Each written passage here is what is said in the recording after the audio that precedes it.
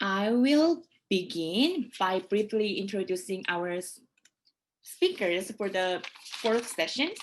So we have three speakers about the platform's roles in resolving information disorder. First, we are going to listen to Kate Klonick's presentation, who is the assistant professor of law at St. John's University. And we are going to also have Daniel Kreiss, who is associate professor at the University of North Carolina of Chapel Hill. He will present his research with Bridget Barrett. And also we are gonna have Samuel Woolley, who is the program director of propaganda research and Knight faculty fellow at the University of Texas at Austin. And he will present his research with his propaganda teams at the UT Austin. And this session will be moderated by Michael Karinkolas. Sorry, I always pronounce wrong your last name. And he is a Wikipedia fellow of Yale ISP. And Mike, the floor is yours.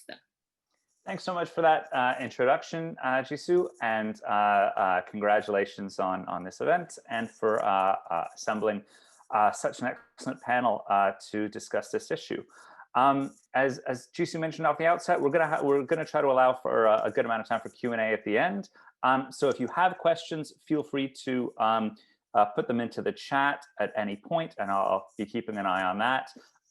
Or as well, if you want to raise your hand, we'll try to allow a bit of time for that for direct commentary towards the end as well.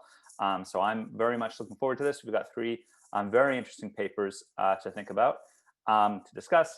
I think it probably makes the most sense to start with Kate, if that's all right, who provides an interesting kind of general scoping of avenues for responsibility for dealing with information disorder.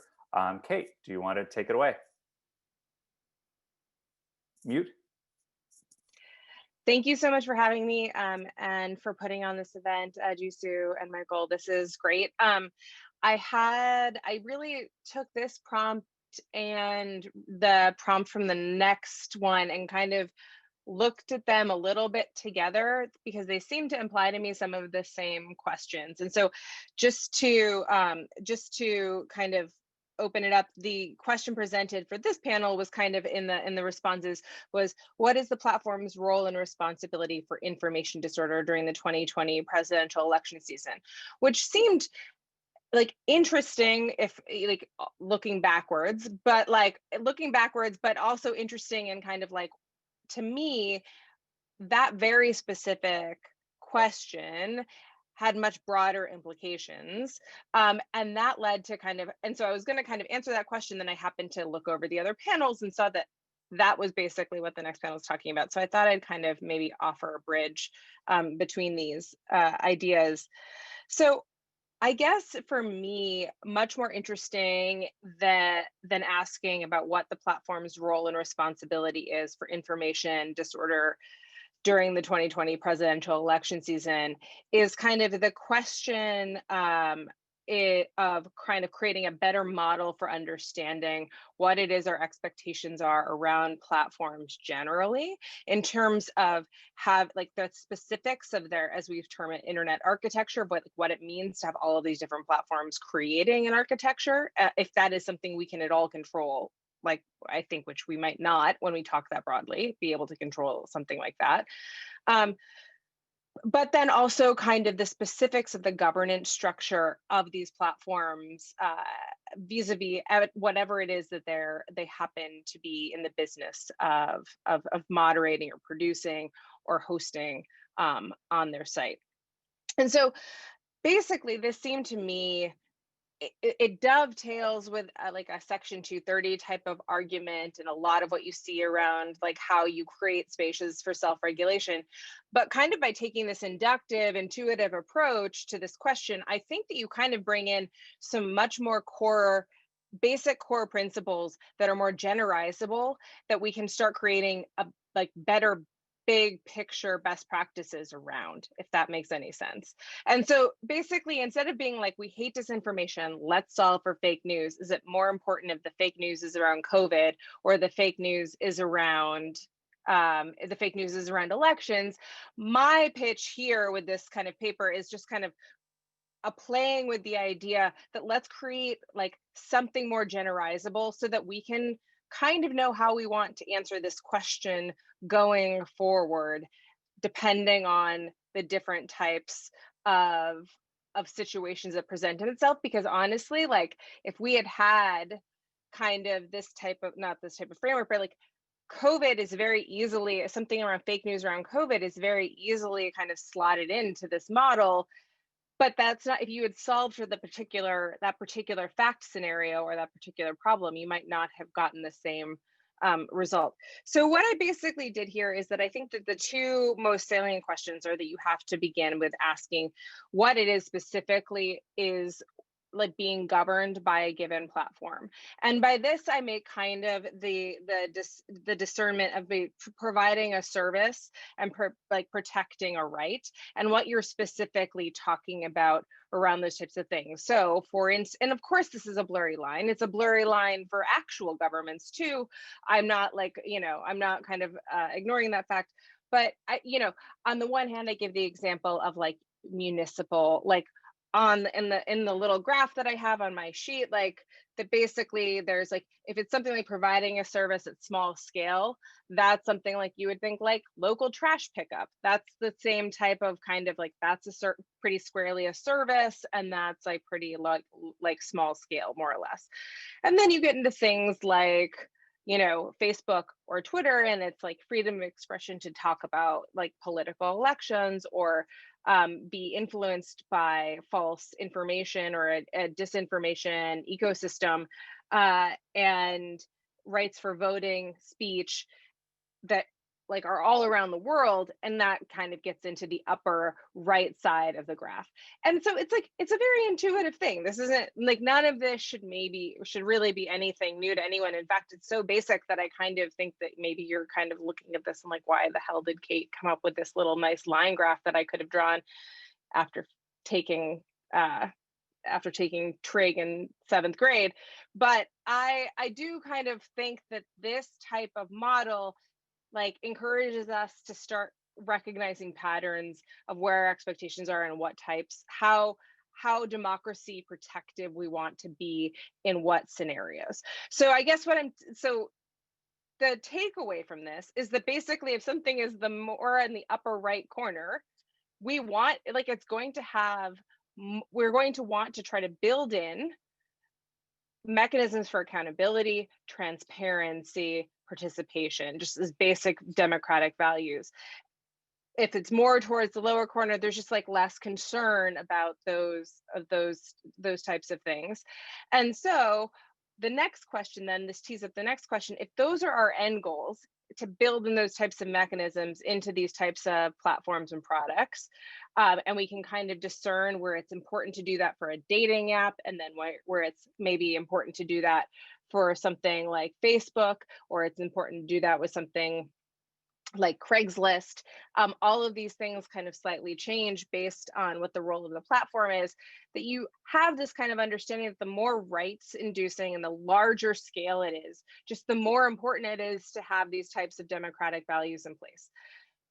The hard part, and the thing that I'm really looking forward to the rest of the workshops and the panels today to talk about, is really kind of like, what are the best ways once you decide that really, like, based on these neutral kind of concepts, not based on kind of buzzwords and everything else, but based on these neutral concepts, that there do need to be robust like democratic values in place at these various platforms, how you incentivize them being created, either through self-regulation and them creating them themselves, or if the best way to make sure that these values are instilled there is through direct regulation, if that's possible. And so that kind of, I just think, puts us in a place of understanding how we could start. One of the problems that we've had, and I think we will continue to have in the next, over the next decade, is having very hyper-specific regulation and legislation that's built for a specific problem and is like going to be inoperable law very quickly, or outdated law, or have really negative repercussions perhaps in the long term because of the specificity of its scope or its failure to project into the future certain technological foreseeabilities. I think that by making more generalizable law and these types of neutral kind of concepts, we can create kind of maybe a more foundational law or set of laws that will be able to fit all of the conceivable externalities that technology has on our democratic system in the future. So that is my crazy little 2-page paper, and I would welcome any comments on it if it's something that sparks your interest. Thank you so much. Thank you. And I'd like to go to Daniel next, if that's all right, who also has a kind of a very interesting scoping in his paper. Daniel, are you, there's too many things on my screen. Are you there? Oh, there you are. Yes. Thank you, Michael. And let me also invite on Bridget Barrett, who is a Park Fellow in the Hussman School, as well as my collaborator on this piece and colleague at the UNC Center for Information Technology and Public Life. And thanks to you for chairing, and it is really great to see so many familiar faces. So just in relation to your prompt, basically we took up the question of what is the relationship between information disorder and democracy.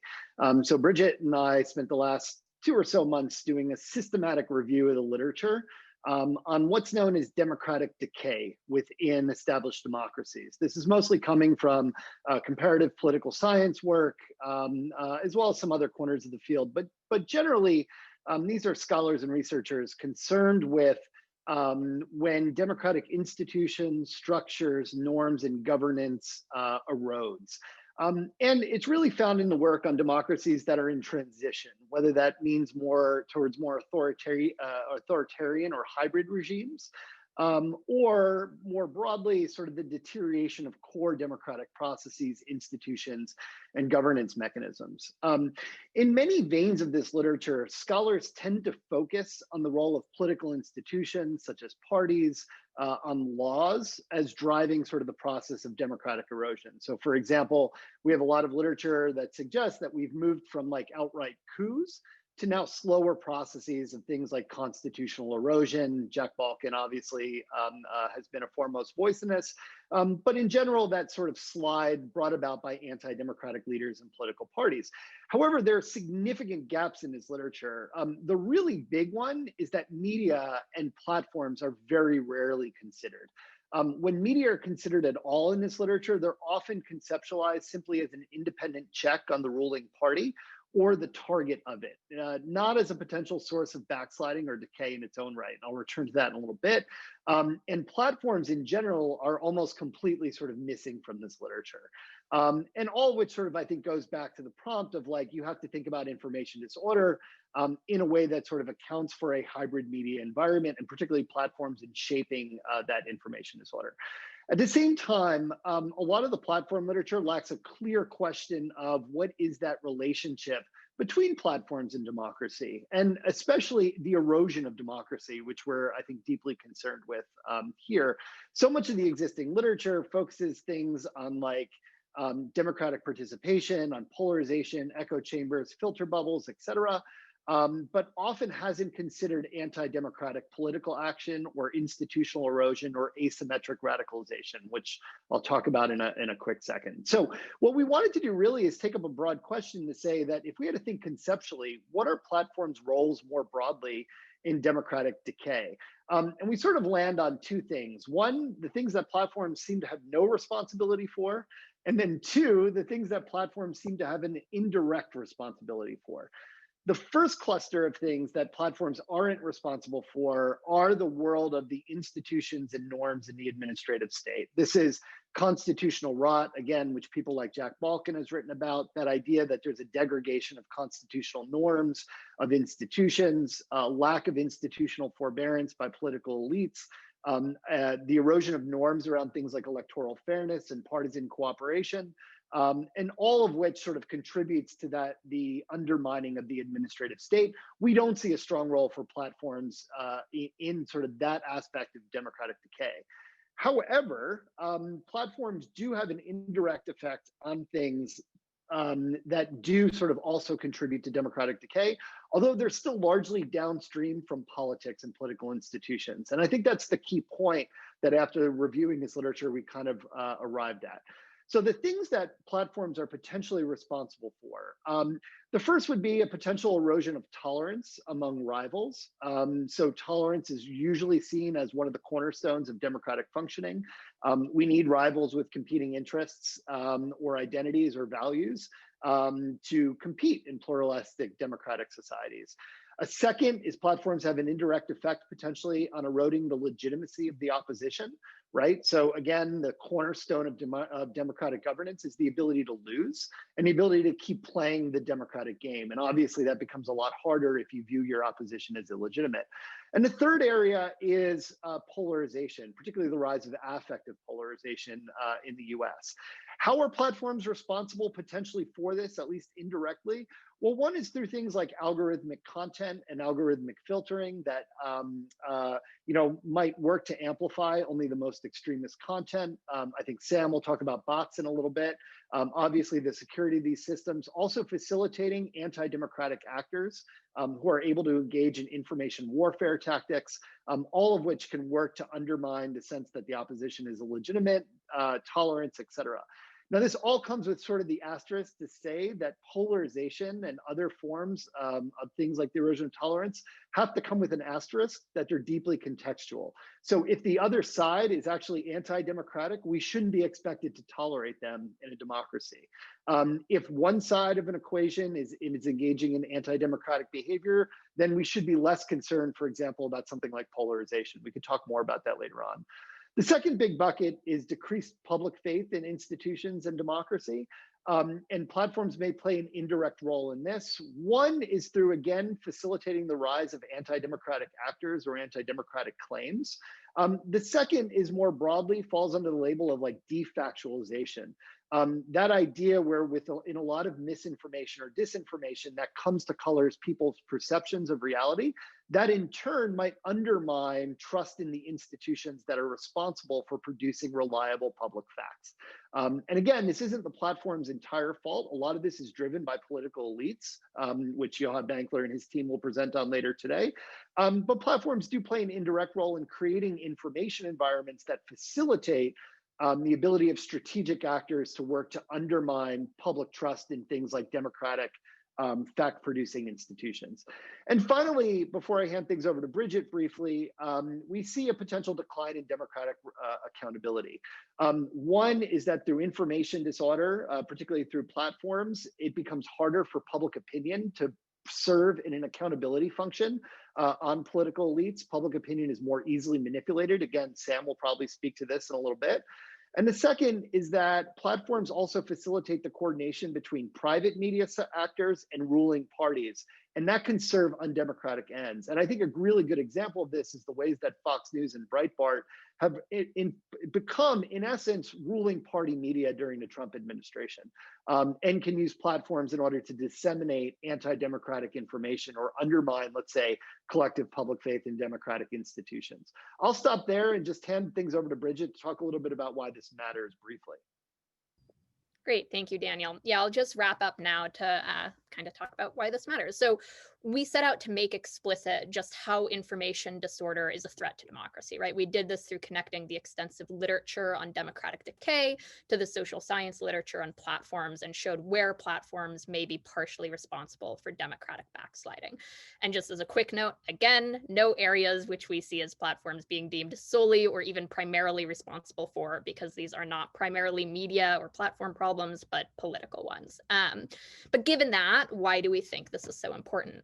So first, it's important for guiding research. We think that by centering democratic backsliding, the questions about the effects of polarization and disinformation shift. So for instance, a study on disinformation may ask not just how to correct factually wrong information, but also ask how quickly disinformation, corrected or not, can cause distrust in institutions.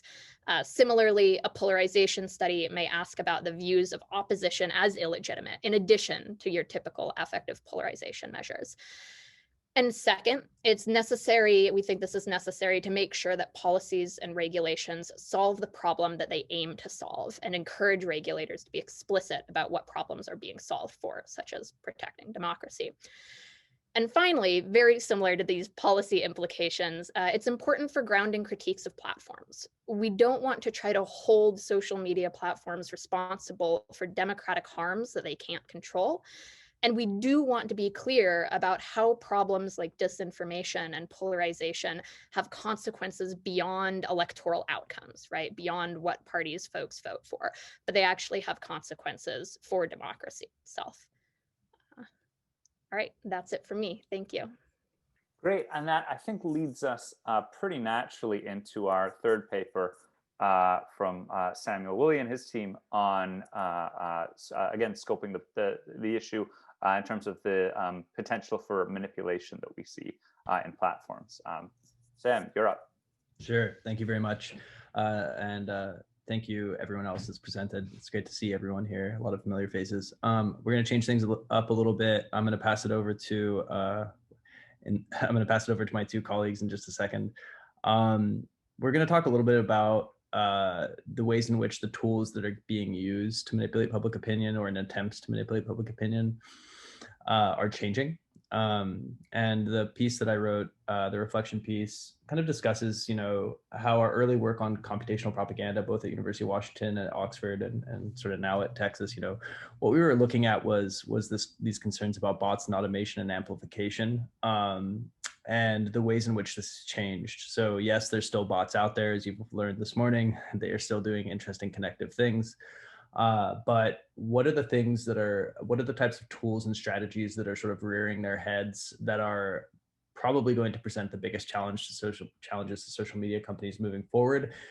What are the things that they don't want us to really think about or to talk about, because bots are very much on their radar and they're working to get rid of the effectiveness of bots. And so before I hand it over to Katie, my colleague, I just want to say that there's been a move, largely speaking, towards more personalization. We don't see as much heavy-handed usage of these large-scale bot networks for sort of bludgeoning people into believing something, or more often than not, becoming apathetic or annoyed or just logging off because there's so much noise surrounding a given hashtag or what have you. Increasingly, we're seeing a move towards relational organizing and the use of known entities in spreading dis and misinformation through a variety of different channels, including new channels, new and old channels, but increasingly more on channels like encrypted messaging applications, places like Parler, Discord. And it's becoming increasingly much more difficult to figure out what is it organic versus what is inorganic. And so with that in mind, I'm going to pitch it over to Katie so that she can talk exactly about this on influencers and pods on social media. Thank you, Sam. Yeah, so in our research on social media influencers and the political mobilization of them, which is based primarily on interviews with political strategists, influencer executives, and influencers themselves, we've seen this rise in the mobilization of nano influencers and other small scale influencers. So we classify that as people who have less than 10,000 followers, but there's varied definitions. And nano influencers are people who their primary occupation is not being an influencer. They're often members of the community, such as a minister, pastor, nurse, mommy blogger, so on. And they're highly desired for 4 reasons. One is they have higher engagement rates with their followers. They often respond and interact with each of their followers. Another is they're more trusted by their followers, in part because of this high rates of interaction and smaller scale reach. And thirdly, they have highly targetable audiences because they usually are more coherent in terms of the demographic, age range, or location, or even interest in a niche issue. And lastly, they're the least expensive of the types of influencers. And so one downside for political strategists in using nano influencers is the issue of coordination, because you have to go and source all these nano influencers.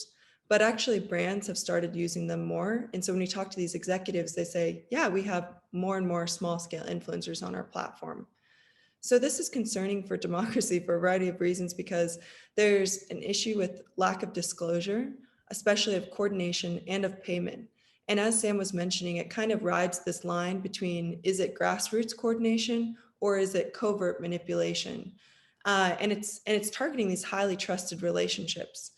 And so one issue that the platforms have kind of pushed back on is how are they supposed to assess if someone has been paid or not off their platform? And is that in their purview? And that's a very valid concern, and it's difficult to evaluate if people do not disclose whether or not they've been paid. And this allows for the influence of dark money, foreign money to come into these spaces. And we've also seen when certain types of mobilizations of small-scale influencers have been called out, as we saw with Turning Point America and Washington Post research on them back in October. They said, this is just grassroots we're organizing and we're adapting to the virtual world. But there was this lack of disclosure, and there's no laws around disclosure of nano influencers or, spreading political information. So this is an issue where we're like, we don't know what the platforms will do. And one thing where the platforms can work with this, can help with researchers understand the reach of these nano influencers and their coordination, is looking at the analysis of how they're interacting with each other. And one thing we've seen that's very popular with all types of influencers is the use of engagement pods, where even just people who are interested in the same thing might make an Instagram direct message group and they'll like all of each other's content. Or there's more corporate groups like Wolf Global, which have thousands of people interacting in Telegram groups, and they're specifically pushed to make comments on people they don't even know that are saying that make sure you comment like a friend. And they are reviewed to ensure that they're not copying and pasting the same exact words. So that's one area where the companies have better ability to look at the use of these pods and the way in which these groups are interacting, that perhaps we don't have the same insight. And it would be good to get some collaboration on that point to understand the impact of the political mobilization of small-scale influencers. And with that, I'll hand it over to Jacob, who has been studying encrypted messaging apps. Hi, everyone. I'm going to touch broadly on three different sort of non-intuitive roles of platforms in the 2020 election. And if you have more specific questions, we can do it in the Q&A. So disinformation tactics on WhatsApp that have been fine-tuned in countries where the app is a more central forum of everyday communication are on the rise in the United States in international communities that use the app at a higher rate than the country at large. For example, in interviews with actors in South Florida, we've seen an increase in Spanish language specific disinformation. And in terms of WhatsApp's responsibilities in this, it's a known phenomenon that Facebook as a whole is less effective at countering non-English disinformation than English disinformation, which is something that has been articulated to us in these interviews.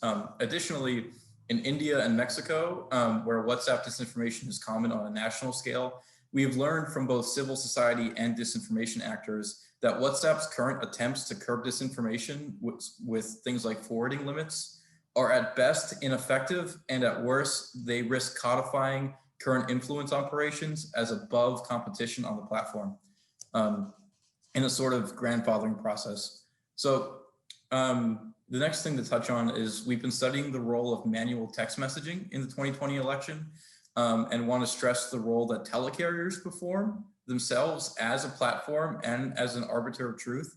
So telecarrier spam filters and self-imposed regulations are going through sort of a similar process that's been more under the radar that mainstream platforms have been especially since 2016.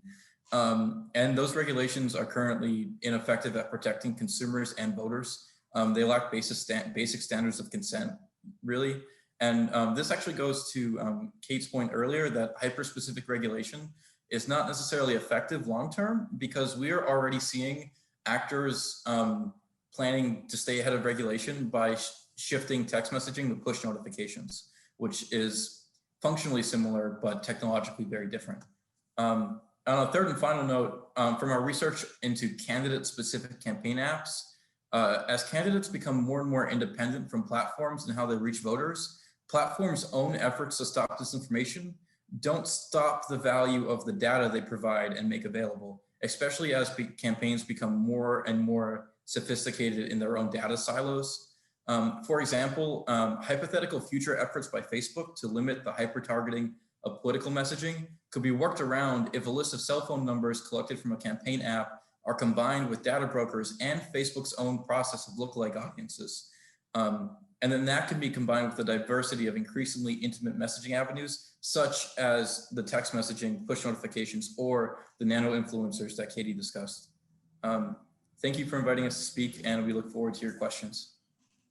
Thanks so much. A lot of food for thought. So if folks have questions, I would encourage you to either paste them in the chat or to start raising your hand now. I have a few myself to get started. Sorry. I see Kate raising her hand. Unless I'm. Yeah. Do you want to go ahead?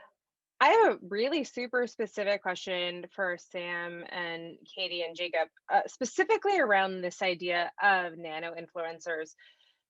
Do you think that nano influencers have potential to become influencers in the sense of, like, I don't know, 1 million plus followers or something like that?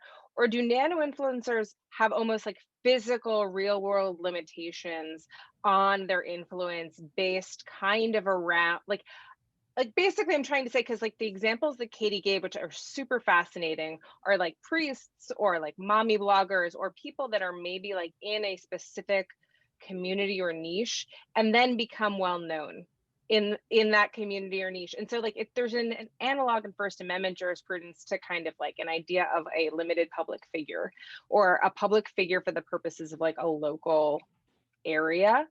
And I'm kind of like very interested if like maybe nano influencers would have like an empirical, that would be an empirical kind of analog. Katie, do you want to take that one?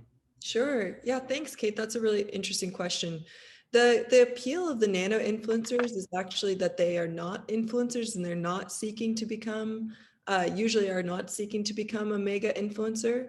And that's part of how they have that high trust and high interaction rate with their audiences. And it's more that both brands and political campaigns want to interact with, instead of just paying a few mega influencers and spending all their budget on that, they would rather be working with a coordinated group of thousands of small scale influencers.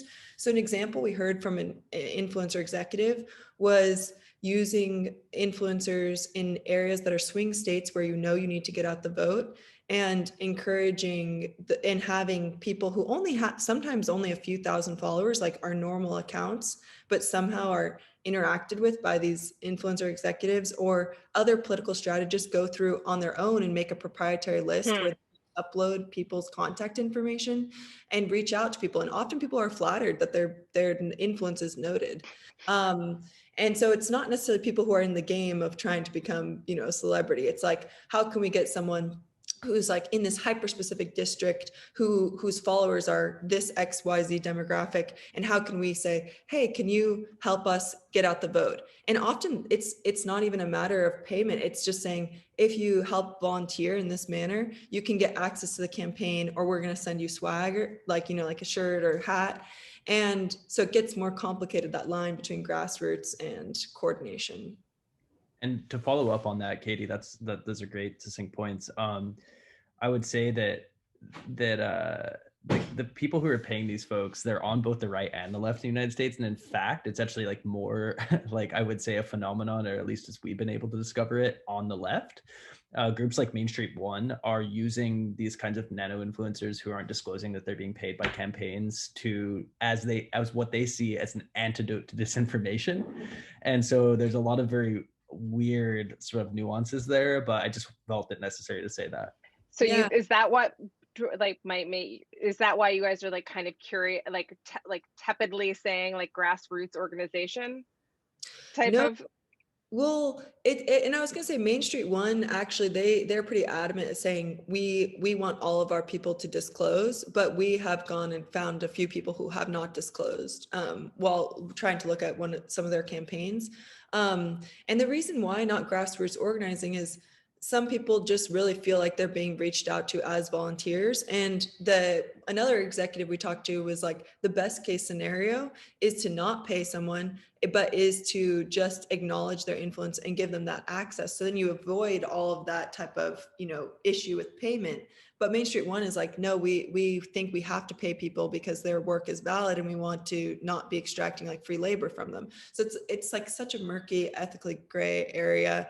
And it makes it even furtherly difficult because it's hard to see the reach of these, because Instagram has changed. The way in which Instagram disclosure of payment has changed is, if you even are disclosing, you say paid for by association with brand, and you click on that brand, it takes you to the brand page. And it's not like people are using hyper specific hashtags like they used to in these coordinated Instagram, activities. So we can't even really, it's difficult to see the reach of and how all these accounts are interacting. I'm sorry for hijacking conversation, but those were perfect answers. Thank you guys so much, Katie. That was great. Yeah, and it very much ties into a question that I had for Daniel, but I imagine the other panelists might have opinions on this as well. So one of the most interesting themes I thought that you raised is in terms of the way that platforms have degraded our shared sense of reality. I see this as being fundamental to how modern platforms operate. Indeed, like how a lot of the internet operates, insofar as it creates, a decentralized, it decentralizes the amplification mechanisms, which has allowed us to become unmoored from the institutions which traditionally vetted truth from falsehood. Do you agree with that assessment? And if so, does that mean that the genie is just out of the bottle, and that there isn't really a way to pull back on that, or is there a way to push back? Like, what are your thoughts on that as a potential consequence of just the fact that more people are speaking now? I mean, we probably have a day-long conference, right, just on that question, because I think it's so rich and so many aspects are debated. I mean, I guess I would say that first of all, we know from historians that the problem of mis and disinformation, contested factual realities, is an old one and endemic to most democracies' functions around the world. So I think there's legitimate debate around how much is distinctly new.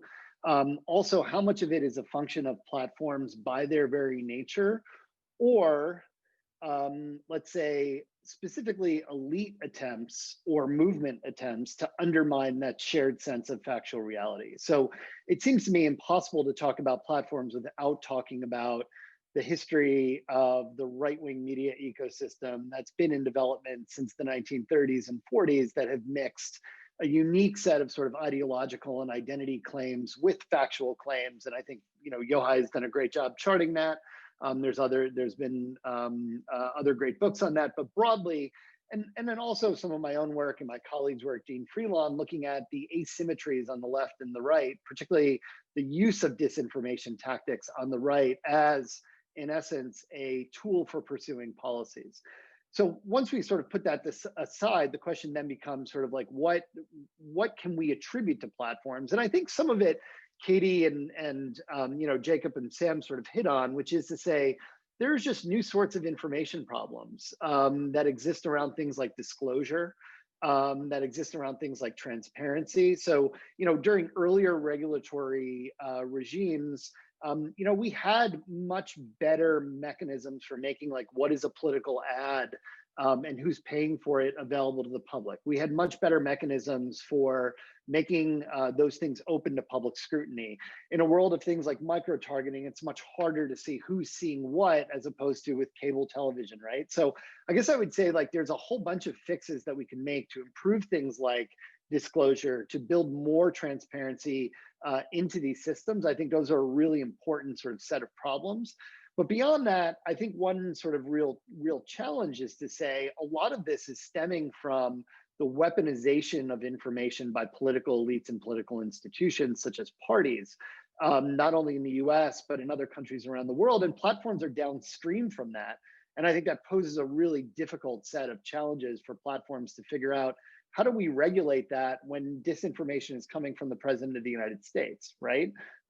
That's a challenging political problem. I think where Bridget and I end is to say, we would kind of focus on the information that we know from political science evidence that would suggest would cause the most harm. So things like electoral disinformation, disinformation that's coming to undermine the accountability that politicians have at the ballot box, carving out certain areas that have unique sets of harms associated with them. I think COVID and other health related issues fall into this category as well. And then singling those out while having sort of the rest of the broader sort of issues below.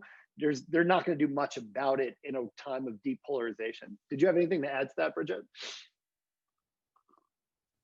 No, I was just going to repeat, right, that it's a political problem, and that, as you said, a lot of the misinformation right now is coming from the top down, and Facebook isn't responsible for talk radio or Fox News. So there's an element of, while there are unique things that they amplify or allow a platform and space for, that, right, this isn't an entirely new phenomena.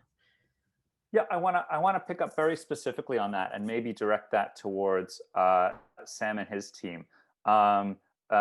Insofar as, your piece includes a careful examination of the way that platforms can be utilized to manipulate public opinion or manufacture consensus. Those are not new ideas or new challenges per se. Can you talk a bit about why the current, what is unique and novel about the current challenge, and what is unique and novel about how it manifests on platforms as opposed to the way we have traditionally seen it through other kinds of media? Why is it particularly harmful in this context, if it is particularly harmful?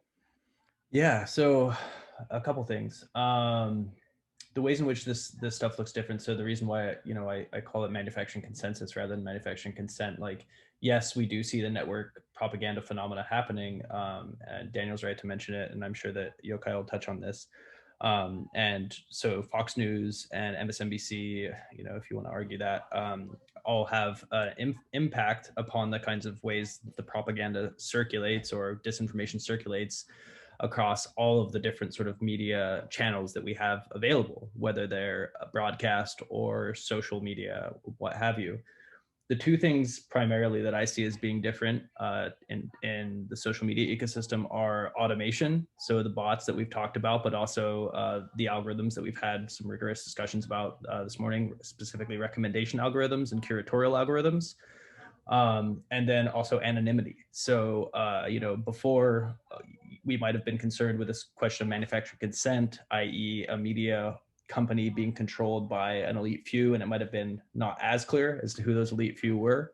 Maybe we knew that it was Rupert Murdoch, maybe we didn't, but now we certainly don't know. And so this has been something that's been discussed throughout the morning. There's a real difficulty in tracking down who the heck it is that's perpetuating these kinds of attacks.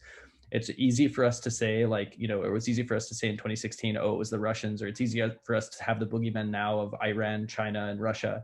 But like most of the time, this kind of stuff is coming from so many different quarters that we're not able to track it.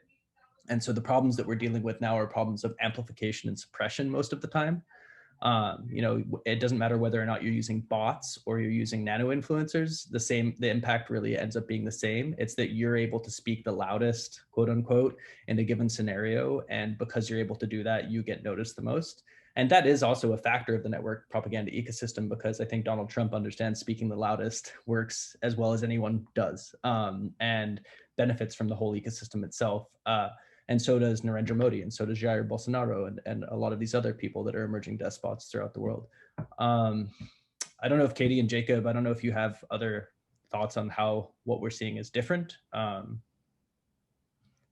I do. I want to give Jacob a chance to talk too, but I wanted to double tap on relational organizing because, from psychology, we know, and just intuitively, anyone knows information you receive from your friends and family, you believe, and it's, or, depending on trusted relationships, maybe you don't have that relationship with your family, but, when someone who you trust speaks to you, you encode that differently, and you're not as questioning of the information they're providing you.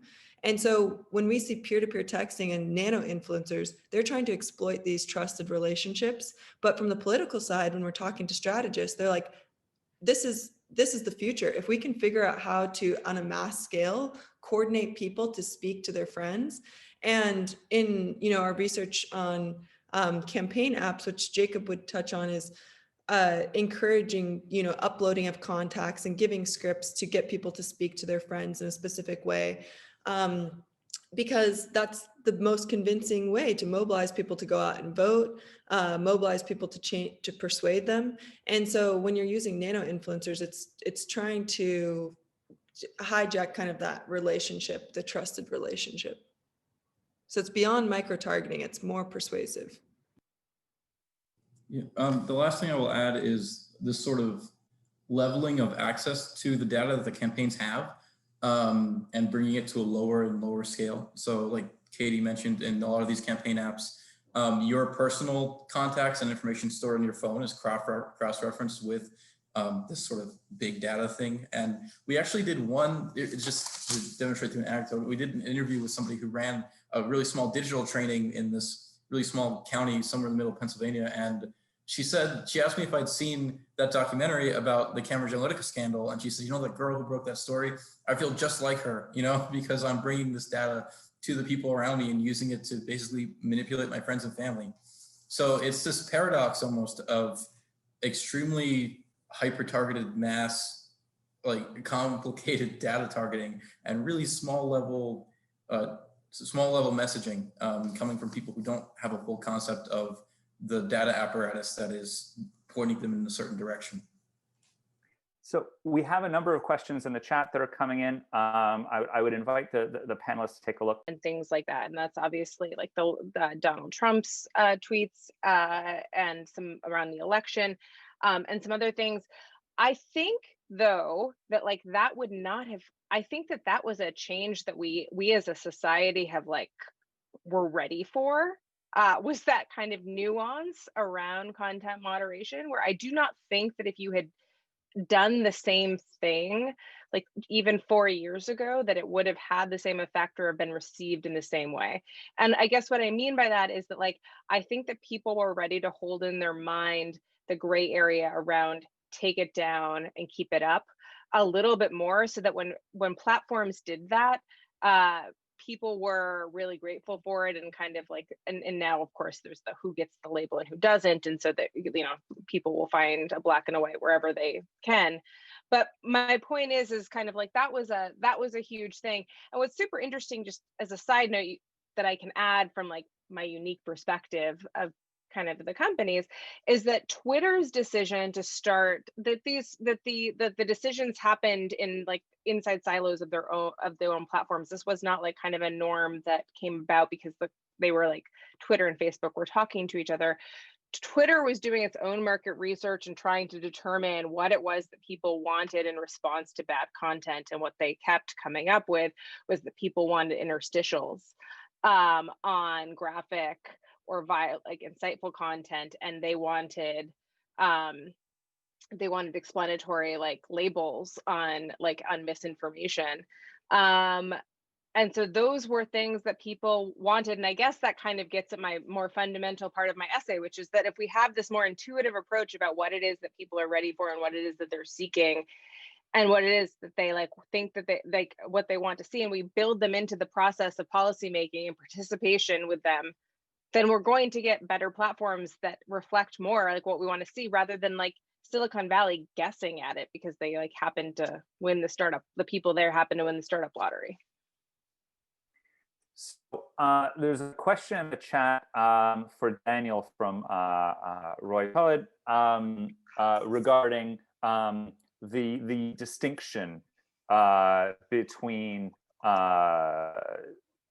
democratic decay symptoms, which social media companies are and are not, or do and do not share responsibility for, and whether that distinction is as sharp as it's suggested in the paper, insofar as unconstitutional legislation, it could be argued, becomes more feasible once your opposition is delegitimized.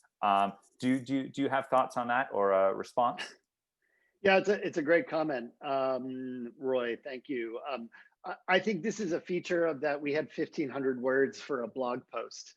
I think what you're pointing to there is the bigger temporal effects of these sorts of changes.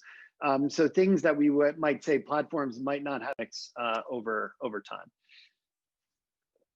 Thanks so much. And there's another question regarding the role of the commodification of information. I think at least one of you mentioned data brokers, and I'm not, but that's certainly an important part of this. Does anybody want to speak towards the role of the surveillance economy and the role of the commodification of information to play into this problem? I see Sam nodding. Do you want to take that? I was thinking that either Katie or Jacob could, because we have a project right now on what we're calling geopropaganda. So Katie, I don't know if you want to touch on this a bit. Sure, thanks, Sam. So for geopropaganda, we're looking at how the role of location data is being used by PACs and political organizations and campaigns in the whole of the data ecosystem. And as part of that work, we've studied the data broker. We're trying to look into the quote unquote black box of how data brokers are dealing with political information. And there's a number of questions that we're still looking into. And it's been challenging to study, to, of course, based on qualitative work. A lot of the data brokers have been very hesitant to speak to us, in part due to the backlash, we think, from Cambridge Analytica. But one thing is, like, a big question is, like, how accurate even is the data, especially for location data? It's like, there's so many ways in which you can collect location data. You can collect it from cell phone towers. You can be collecting it from, even EXIF data on your images. You can be collecting it from tracking in your phone, GPS location. And so what is most accurate? And then also, how is it actually how many layers of abstraction before it's used to target? And what's the feedback mechanism if they know the targeting has been successful? And so this is kind of the big question also in political advertising, is like, or in advertising in general, like, do the ads actually persuade people to change their vote? And we're still having that same question looking into data brokers. And it's not clear, but it's extremely profitable industry, wide reaching. There's many different players, and there's the data sets are so rich that it's more of a question of if they're going to figure out how to best parse through the data and target people. And I think it's an increasingly emerging problem, if not already a very established problem. Just right now, it's like, how effectively are they analyzing and targeting based on the data that they have and parsing through the enormous amount of data that's being collected? And there's so much hype, in all of this. It's like really hard to cut through the BS, like whether or not they're like being straight up or not. And this speaks, I think, to the question from Phil Enoch in the channel, like, what can we do about the EMA data sets? Like, I think this answers the question, which is that we're qualitative researchers primarily. And so we actually aren't, we're not gathering big data sets from either the data brokers or from the encrypted messaging applications normally. Like, we do some mixed methods, but doing the qualitative research can be really illuminating in the sense it allows us to go deep. But what it tends to reveal is that as long as people are willing to pay money for this hype salad, then, it'll keep happening. It's just, we're not in the business of tracking the effects of this stuff, but we can absolutely say that people are paying a lot of money for it, and it's absolutely happening. And, in some ways, this speaks back to that network propaganda thing, which is that, to what extent is the reporting on the fact that this is happening, and the fact that groups like Catholic Vote are trying to track all Catholics in America and then advertise to them, to what extent is the reporting on that what actually makes it strong, and what actually makes it more of a rich phenomena for political campaigns? Yeah, it reminds me, there's an old adage in advertising that I know half my advertising budget is wasted, but I'm not sure which half. And they talk about that with better targeting and tracing, you can get better at that. But certainly, I think that cutting through the hype is always going to be a challenge for folks. I think that since the third question in the chat's been addressed a little bit with what you mentioned around qualitative challenges, I want to, in the time that we have left, push a little bit towards a discussion of potential solutions or avenues forward, regulatory or otherwise. I know this is going to be mentioned discussed in more detail in the later sessions. But all three of you have talked to a little bit, to a certain degree, either about the need for regulatory avenue forward, or the need for better behavior or more responsible behavior, or different kinds of solutions by the platforms. Do each of you want to speak very briefly about one change that you would like to see affected in order to potentially push towards improvements in this space? Maybe starting with Daniel to put you on the spot. Sure. So I mean, I guess one thing that I would, so I'll focus on the platform self-governance aspect. I mean, I think the 2020 election has revealed a lot of very significant challenges and problems when it comes to platform self-governance in the political space. You know, it is ironic that just over a year ago, Mark Zuckerberg gave his big Georgetown free speech lecture, and then his company has reversed policies probably no less than 20 times since. I think the big challenge for me is for platforms needing to really figure out what role they're going to play in electoral politics, to have very clear policies that are very evenly enforced, to have some sort of appeals process, and to stick with them. Because I think the challenge that it is currently is that we see too many vacillations in terms of what policy is, what it should be. I think that creates a lot of uncertainty as well in the political space. And I think to Bridget and I's sort of argument is that what I would say is that their speech rules should be clearest around the clear and present threats to democracy. And here that really sort of stems from that idea that, you know, competitive elections, free and fair elections, peaceful transfer of power should be the bright line areas that they carve out, and they should be very consistent about how they enforce speech around those issues. Just that one little thing.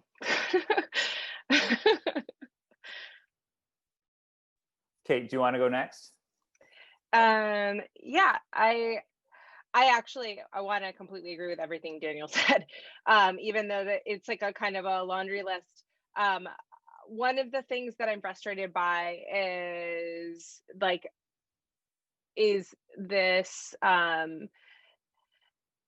politicization, not only of the platforms, but of the solutions to them. Like the 230 is a mess because of this. But mostly it's also just kind of like people who think that good governance comes from regulation, external government regulation, and that's the solution to the problems that we're seeing in big tech right now. And people who, and environments where they're like, literally big tech is the solution to over-regulation and over-control by government and censorship by government. And so holding those two things at the same time is very difficult, obviously. And so what I think is kind of the solution to this is to try to create an organic mechanism by which these platforms become semi-public, semi-private spaces that protect our rights and have kind of duties related to certain types of roles that they play that are reflective of the things that we want to see in good governance, and have those qualities. But to me, it's like about exploding your brain past the idea that can only come through a government, through regulation, and that there might also be other ways to incentivize and create those types of mechanisms that are just as strong as regulation, and get us to the same positive end result. We're right at time. Sam, can you answer the question in 3 sentences? Yeah. I agree with everything that the two of you have said. I am a big fan of a quasi-governmental, multi-platform oversight committee that has sanctions power that can actually do something about the problem rather than just keep talking about it. Fantastic. That was 2 sentences. Sort of. One longer. Yeah, exactly. So thanks to our wonderful panelists. Solving